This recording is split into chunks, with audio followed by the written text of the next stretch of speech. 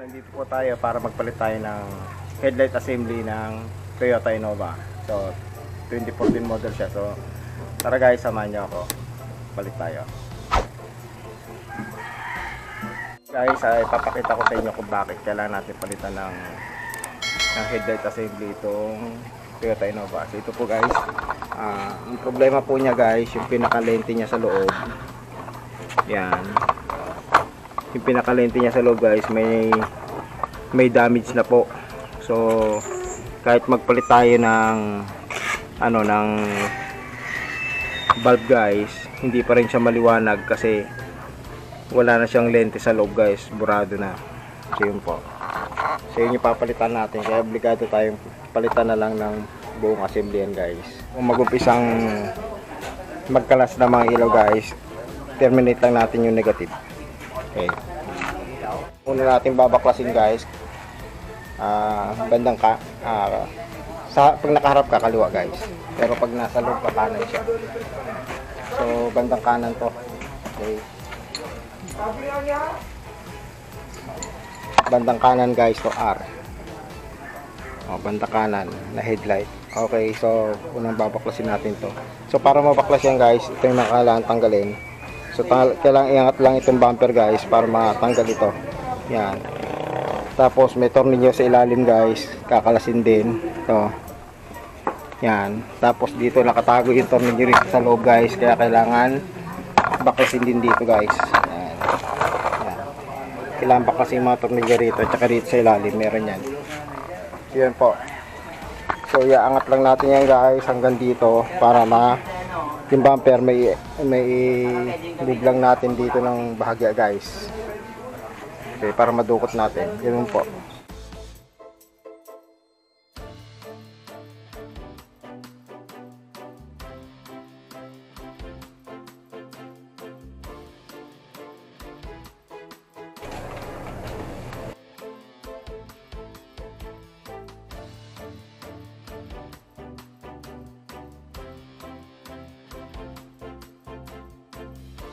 Bali ito, huwag yung pepersahin na pangat na ganyan, kundi patulak pa ganun guys ang kalas. Yan. Yan, okay. So yun. So nakalas na po natin guys. Bali tatanggalin na natin sa tornilyo yan guys yung ilaw. Yan, ganyan po ang pag yan guys. Okay, then dito kakalasin na natin yung mga ilaw guys. Yan. Pihitin lang pakaliwa guys para matanggal. Yan. Ganyan po siya guys. Then tatanggalin natin dito.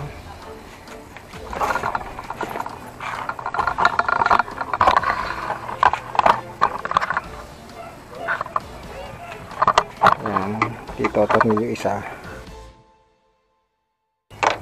So tandaan nyo lang guys yung mga binabaklas nyo. So dito guys.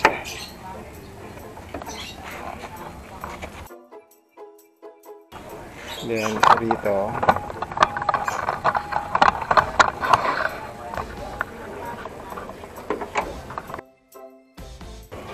so tatlo na yan guys, diba? 1, 2, 3. Tapos sa baba meron din sa baba 1, 2, 3, pang-apat yung nandito guys na kakalasin. So yun po. So ito, babaklasin natin isa na yan. Yan.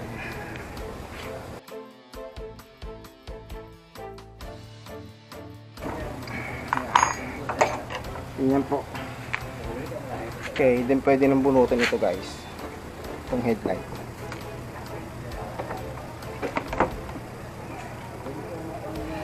May clip po yan guys na maliit. So makikita nyo itong clip na maliit. Angat nyo lang yan para matanggal yung headlight. Angat nyo, yan.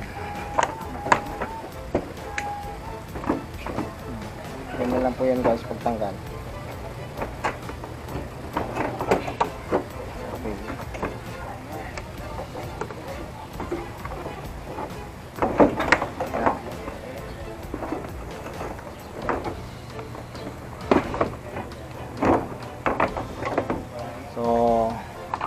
Ingat na po natin guys. Then kalasin lang natin itong mga ilaw. So pihitin lang pakaliwa guys. para matanggal. Yan, so medyo ano na rin bulb natin, papalitan na rin natin guys. Tapos tong headlight tatanggalin na natin sa koneksyon.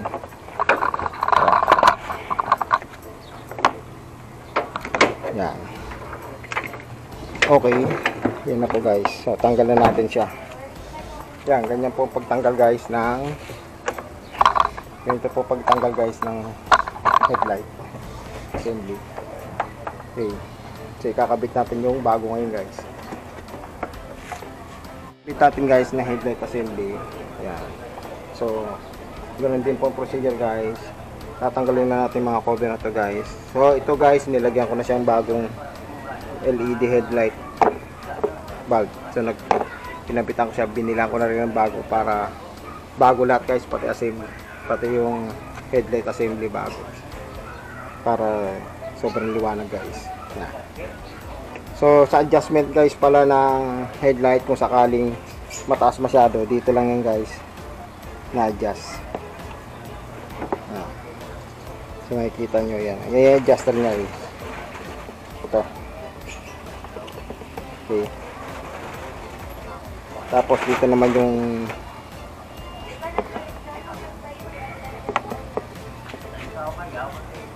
kakabit po natin.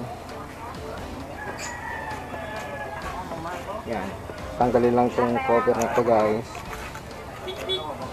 Pinabit nyo to, simple lang po yan guys. May malaki siya, may maliit na dalawa. So makikita nyo naman dito guys sa socket. So yun, so hindi kayo mamamali yung paglagay nyo guys. Pusok nyo lang, tapos pihitin ng pakanan guys. Yun lang po. Then ganun din po rito sa sa headlight. Kakabit na po natin. Yan, plug and play lang po siya guys. Yan, ayan na. Then salpak na po natin guys. Pusok lang na ganun guys. Unahin, ipasok doon. Ayan po.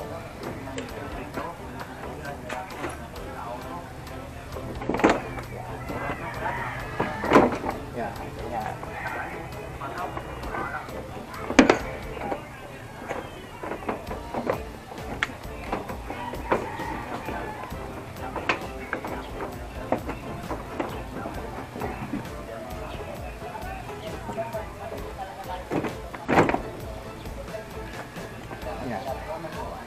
Tapos syempre ilalagay nyo yung bulb guys na isa. Yun nandito.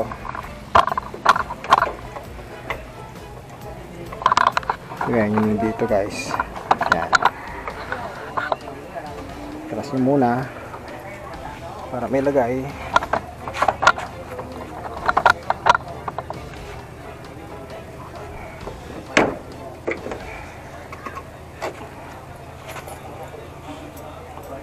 Yan, so plug and play lang din to guys. Pihitin lang din pa kanan. Kung pag baklas kanina pakaliwa, ngayon pa kanan naman guys. Then ito, yakman nyo na rito guys, pati yung dito sa bumbilya. Yung sa kabila. Tapos yung procedure guys,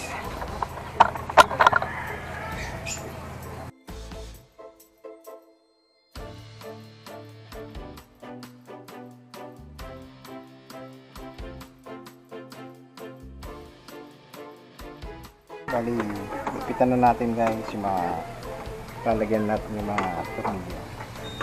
Pabalik.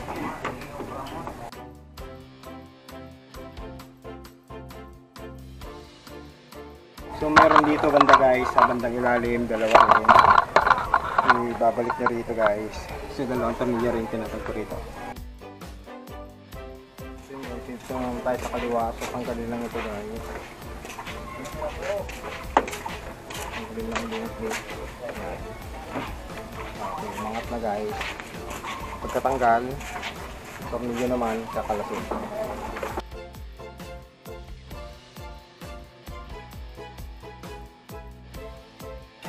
Paano natin binakas yung kaliwa, hindi yung kanan, ganun din sa kaliwa. Yan. Tapos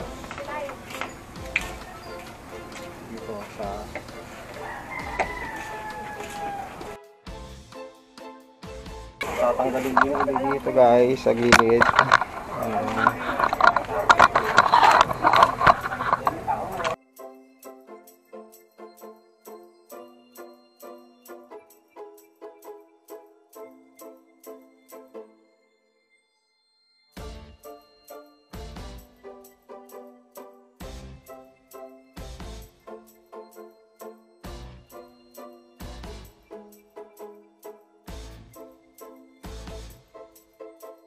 Natanggalan sila nila, clip lang siya guys.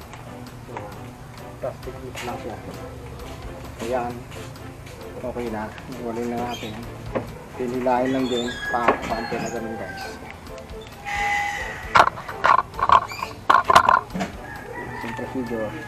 Bulak lang papunta ron.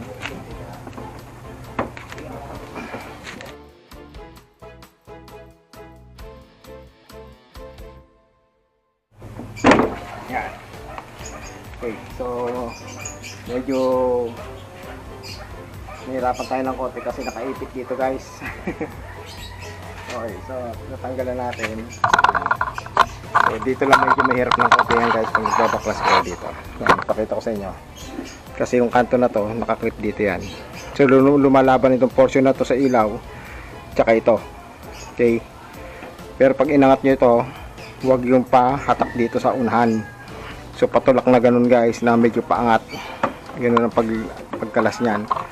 So ang gagawin nyo guys, itulak nyo pabante na ganyan, patras, tapos angat ng bagya para lumabas. Kasi ito kasi nakalaban ng headlight natin guys. Okay, so pwede natin kalasin yung tornilyo dun sa ilalim guys. Isa. Yan, ito.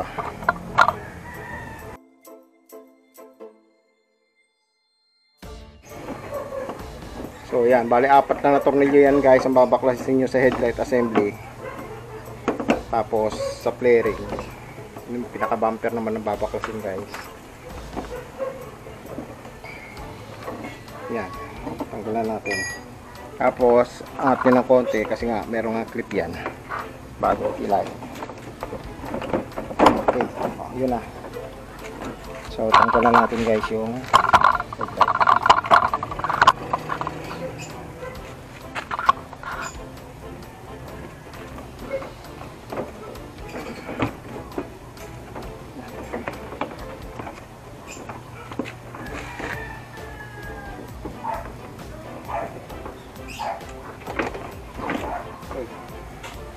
Guys, tanggalan natin siya. Then siyempre kailangan ng kalasin dito sa mga headlight na guys. Itong terminal ng headlight. So ito guys, tinape ko para hindi magkaroon ng loose. Okay. So pigitin ng pakaliwa. Ito na din dito guys, signal lights. So ito buo yung clip nito guys. So hilira lang to guys, sinisipot lang. Sipotin nyo lang na ganun guys.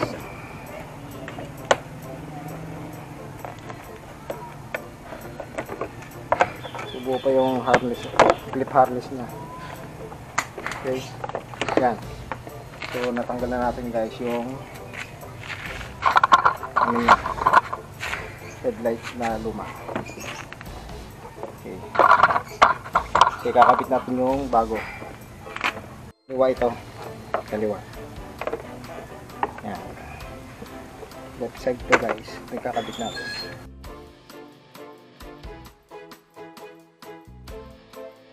Saka salpak lang po. Tusok lang. Tapos pit pa kanan. Yan din dito.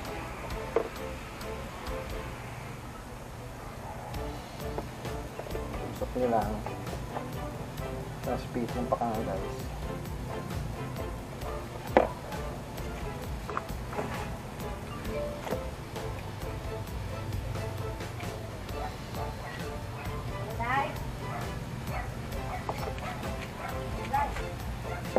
Tapos itong clip.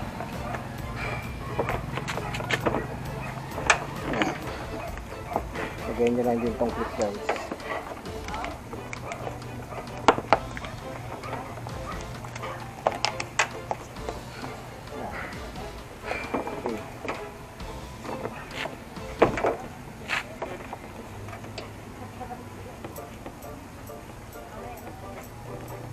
Then lagyan na itong socket.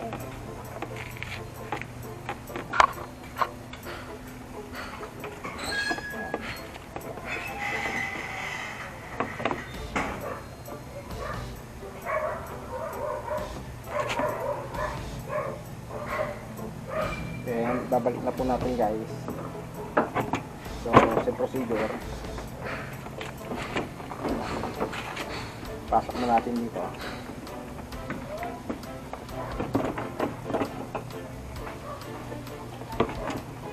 Ano muna dyan guys.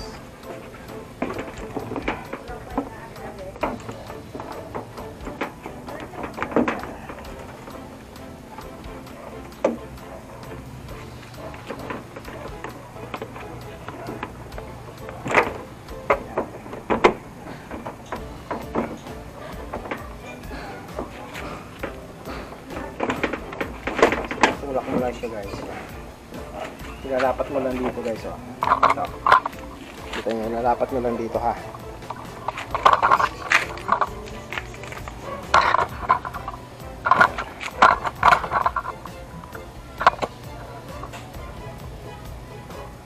So, ilalapat nyo lang dito guys.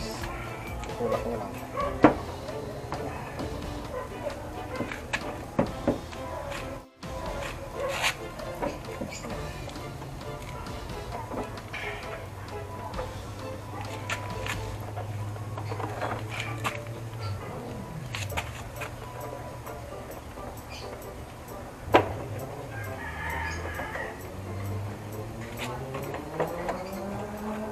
Yan guys.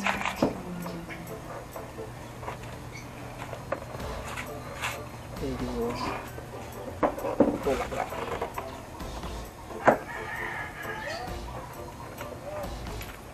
Okay, kailangan lumapat dito guys ha.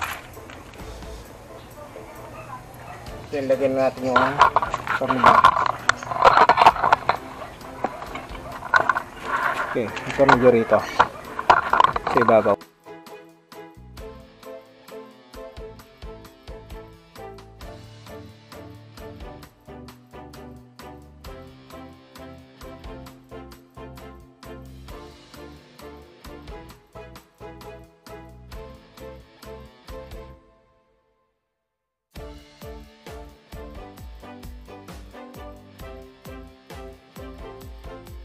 So, tornilyo niya rito. So, kailangan talagang baklasin guys ang bumper kapag ganito na magpapalit ka ng headlight assembly guys. Gawa na nakatagong tornilyo. Okay, then babalik na natin itong bumper. Yan, so kagaya sabi ko, dito na medyo mahirap pag tinanggal itong bumper. Kumakanto yan guys eh. Ganyan lang. Okay na. Yan.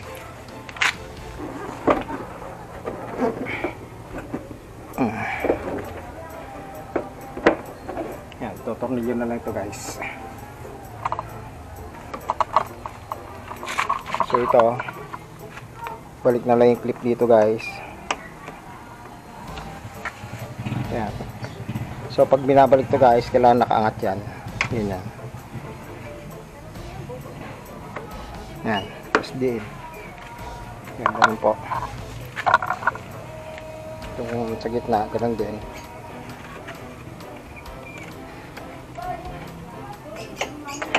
Yan. Pagod din.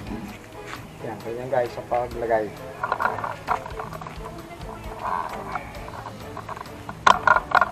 Okay.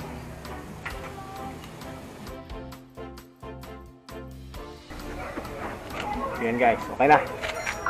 So, nagawa na po natin guys ang headlight na ano natin, Toyota Innova. So yun guys, bali kakabit na po natin itong pinaka yan, bali kakabit na po natin yung pinaka battery ano, negative terminal ng battery. Yan. Kaya lang naman natin tinanggal yan guys para may iwasan yung sensor. Habang nagagawa ito, papalit tayo ng iba. Yan.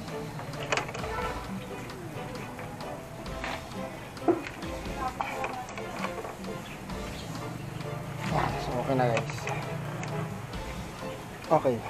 Ilaw na siya guys. Yan, may hazard na rin. Yan. Okay. Kabila. Yan guys.